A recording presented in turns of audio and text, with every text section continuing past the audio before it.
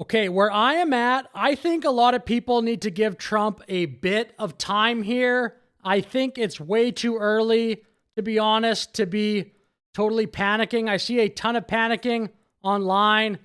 I guess that's not surprising, but I'll take a look at a few parts of this clip featuring Alex Jones and Gavin McInnes. Mostly, it'll be Gavin McInnes speaking. I'm not a Netanyahu guy. I'm pro-Israel. If they want to spread, go bananas. I don't want anything to do with it.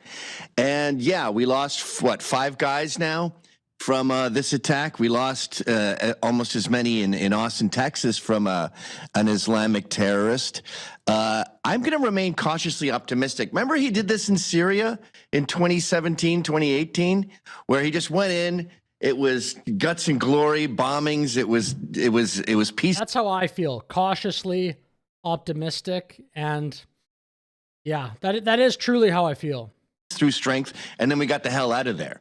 So I don't like the idea of 4 weeks. If more Americans start dying in any consequential numbers, then I'm off the Trump train. But as far as I wonder where that line will be, because I do actually think a lot of people, maybe not that strongly off the Trump train, but I do think if 4 weeks, 5 weeks, 6 weeks start going by, I think a lot of the mega base will at least be skeptical of what is happening. And I think Trump probably knows that.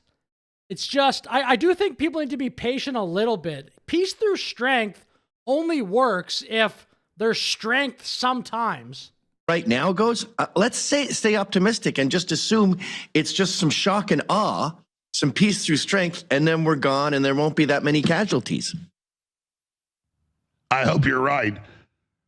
I was saying last hour, I don't know. I'll skip ahead a little bit here. How I even get off the Trump train, because he's doing so much good in so many other areas. Yeah, like say 1,000 troops. Say we lose 1,000 troops, like Maggie Thatcher did in the Falklands. That's unacceptable. I'm bluffing, right? What am I going to do? Not vote for him next term? Not vote right next term? I mean, he has us by the balls, but that would be a massive betrayal. And we've been sitting here talking about ICE and talking about immigration and saying, I don't know what the Dems are so upset about. We're getting exactly what we asked for. So if you're mad at him, you know, getting illegals out of the country, then you're mad at the democratic process, because that's what we signed up for.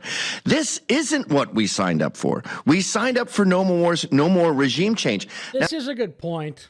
Most people that voted for MAGA probably were thinking that on some level. Of course, everybody votes for a bunch of different reasons, but MAGA by and large is no regime change wars. Now, that doesn't mean I'm against peace through strength, but I want shock and awe to be in and out.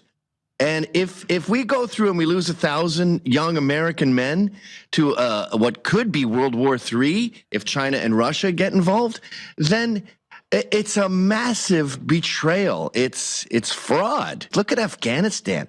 I'm reacting to the clip. I wouldn't even personally say that yet. It's way too early, in my opinion, to be saying things like that. I mean, I still think Trump has done so much good as president for both of his terms.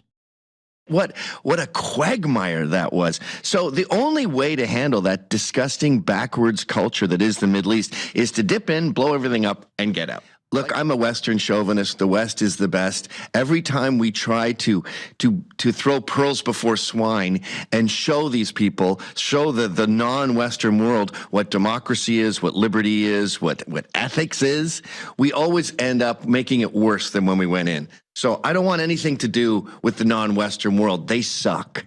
and if we're there for 4 weeks, that's getting involved. And 4 weeks turns into, remember the lockdowns with COVID, 2 weeks to flatten the curve?